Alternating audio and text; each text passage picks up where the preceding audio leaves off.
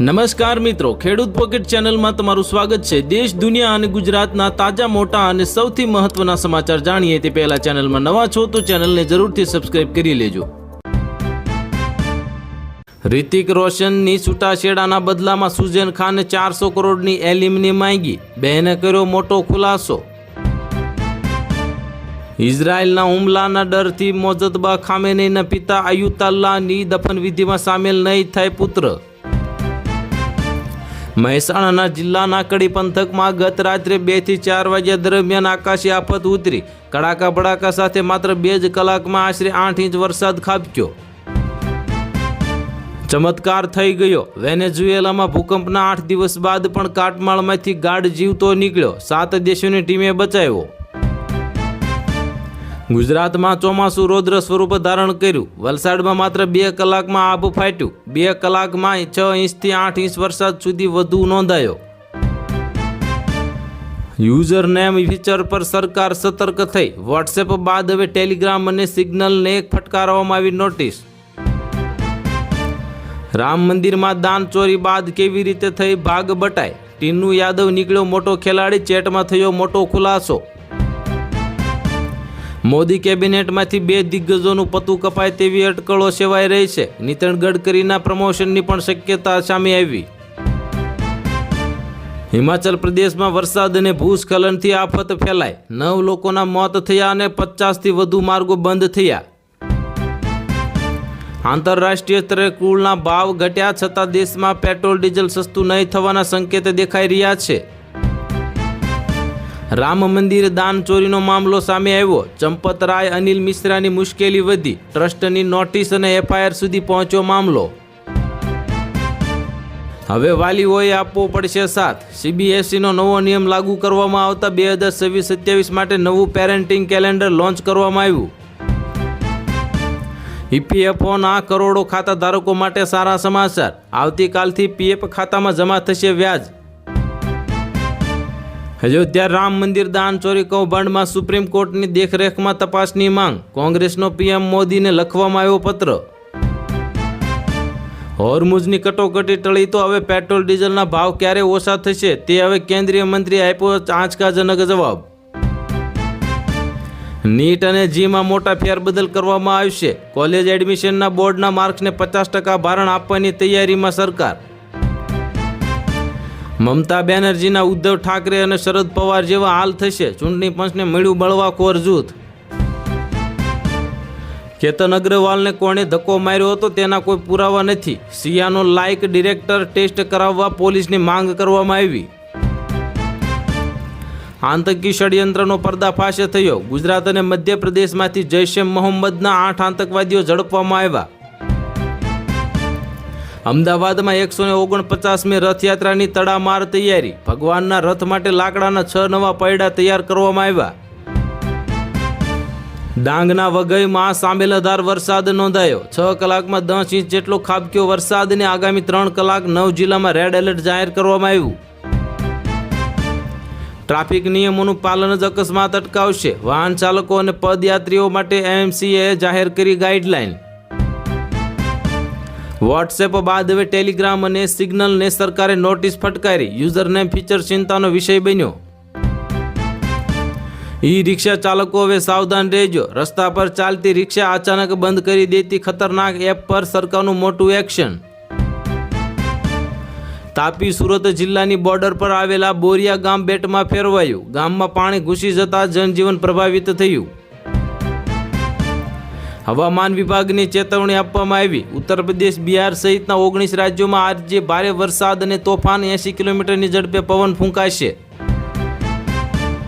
અંબાલાલ પટેલની આગાહી, આગામી 48 કલાક અમદાવાદ ગાંધીનગર માટે ભારે, 6 જુલાઈ સુધી મેઘતાંડવની આશંકા। દિલ્હીમાં હાઈ એલર્ટ જાહેર કરવામાં આવ્યું, આજે ભારે વરસાદની વાવાઝોડાની ચેતવણી, પવનની ગતિ 70 થી 80 કિલોમીટર, તાપમાન 29 થી 34 ડિગ્રી રહેશે। ઉત્તર પ્રદેશમાં 2 થી 5 જુલાઈ સુધી ચેતવણી જાહેર કરવામાં આવી, મેરઠ, આગ્રા, બરેલી સહિત 15 જિલ્લામાં ભારે વરસાદ, 75 થી 80 કિલોમીટર પવન સાથે કરા પડવાની શક્યતા। મહારાષ્ટ્રમાં વરસાદી આફત, મુંબઈ થાણેમાં જળબંબાકાર, વસઈમાં 2 કાર તણાય તો આગામી 5 દિવસ હાઈ એલર્ટ જાહેર કરાયું. ગુજરાતમાં વહીવટી તંત્ર સતર્ક, ચોમાસા દરમિયાન અતિવૃષ્ટિની શક્યતાએ તમામ જિલ્લા કલેક્ટરોને સતર્ક રહેવાના નિર્દેશ આપવામાં આવ્યા. વડોદરામાં શિક્ષક સસ્પેન્ડ કરવામાં આવ્યો. પાદરાની સરકારી શાળામાં ધોરણ 5ના 2 વિદ્યાર્થીઓને સતત 2 વર્ષ નાપાસ કરાતા શિક્ષક સસ્પેન્ડ. શિક્ષકો માટે નવો આદેશ, ચોમાસામાં કોઈ પણ શિક્ષક પૂર્વ મંજૂરી વગર હેડક્વાર્ટર છોડી શકશે નહીં, રાજ્ય સરકારનો આદેશ. અમદાવાદ એરપોર્ટ પર ગાંજો ઝડપાયો. બેંકોકથી આવેલા મુસાફરો પાસેથી ફૂડ પેકેટ્સમાં છુપાવેલો 4 કરોડનો ગાંજો કસ્ટમે જપ્ત કર્યો. દક્ષિણ ગુજરાત માટે રેડ એલર્ટ, 1 જુલાઈથી 7 જુલાઈ દરમિયાન સુરત, નવસારી, ડાંગ, વલસાડમાં ભારેથી અતિભારે વરસાદની આગાહી. સુરત નાસિરનગર ડેમોલેશન, મહાનગરપાલિકાએ 5 અધિકારીઓને સસ્પેન્ડ કર્યા તો સુજલ પ્રજાપતિ સહિતના અધિકારીઓ પર કાર્યવાહી, હાઈકોર્ટમાં સોગંદનામું. લોકશાહી હવે ખતરામાં, ઇન્ડિયા ગઠબંધનના નેતાઓ ચીફ જસ્ટિસને પત્ર લખ્યો અને ચૂંટણી પંચની નિષ્પક્ષતા પર ઉઠાવ્યા સવાલ. નાયરા એનર્જીએ ઈંધણ સસ્તું કર્યું. પેટ્રોલમાં ₹5 અને ડીઝલમાં ₹3નો ઘટાડો કરતો નવા ભાવ આજથી લાગુ, વાહન ચાલકોને મોટી રાહત. વલસાડમાં મેઘમહેર જોવા મળી. છીપવાડ અંડરપાસમાં ઘૂંટણસમાં પાણી ભરાતા વાહનો બંધ, ટ્રાફિક જામ સર્જાયો, પોલીસે વાહનો બહાર કાઢ્યા. પ્રધાનમંત્રી મોદીને સચિવો સાથે બેઠક, 4 કલાક મંથન, સરકારી યોજનાઓની સમીક્ષા, આત્મનિર્ભર ભારત માટે રોડમેપ તૈયાર કરાયો. આધારમાં મફત અપડેટ, હવે 1 જુલાઈથી આધાર કાર્ડમાં ઈમેલ આઈડી મફતમાં ઓનલાઈન અપડેટ કરી શકાશે. વાંધાજનક ટિપ્પણી કરનાર ધારાસભ્યની ધરપકડ કરવામાં આવી. સીએમ વિજય એક્શનમાં, સ્ટાલિન લાલ ગુમ થયા. કરોડો રામ ભક્તો માટે આસ્થા પર કુઠારાઘાત કરનાર દોષિતોને સજા કરો. રામ મંદિર વિવાદ મુદ્દે આરએસએસનું નિવેદન આવ્યું સામે. રામ મંદિર દાન ચોરી મુદ્દે ભાજપને ઘેરવા ઉદ્ધવ ઠાકરેનો પ્લાન તૈયાર કરવામાં આવ્યો. રામ સક્ષા આંદોલનનું એલાન કરવામાં આવ્યું. રાજ્યમાં ધોરણ 10 અને 12ની પૂરક પરીક્ષાનું પરિણામ જાહેર. એચએસસી સામાન્ય પ્રવાહમાં 60.86% પરિણામ, વિજ્ઞાન પ્રવાહ અને એસએસસીનું રિઝલ્ટ નબળું. નવા 2300થી વધુ તલાટીઓને નિમણૂક પત્રો એનાયત. 21 મહેસૂલી સેવાઓ થઈ સરળ, લોન્ચ થઈ નવી ડિજિટલ સિસ્ટમ. રામ મંદિરમાં ચોરી કરવી એ મહાપાપ છે, સમાજમાં કાલનેમી સક્રિય થઈ ગયા છે, ધીરેન્દ્ર શાસ્ત્રીનું નિવેદન આવ્યું સામે.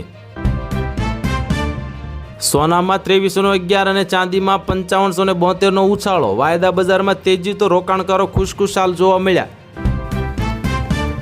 ઉજ્જૈનમાં તોફાની વરસાદ બાદ શિપ્રા નદીનું જળસ્તર વધ્યું. રામઘાટના અનેક મંદિર પાણીમાં ડૂબ્યા. પાકિસ્તાનમાં મોટી દુર્ઘટના બની. મુસાફરોથી ભરેલી બસ ઊંડી ખીણમાં ખાબકતા 40થી વધુના કમકમાટી ભર્યા મોત થયા.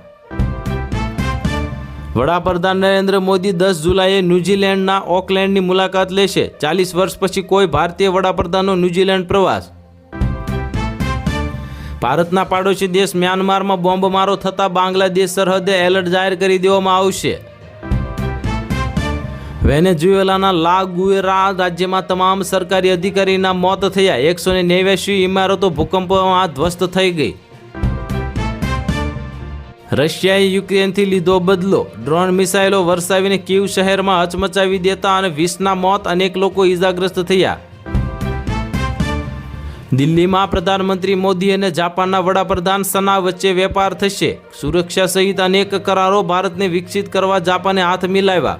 તો હાલ માટે આટલું જ. મળીશું નવી અપડેટ સાથે. જો વિડીયો પસંદ આવતો હોય તો વિડીયોને કરી દેજો લાઇક અને ચેનલમાં નવા હોય તો ચેનલને કરી દેજો સબસ્ક્રાઈબ.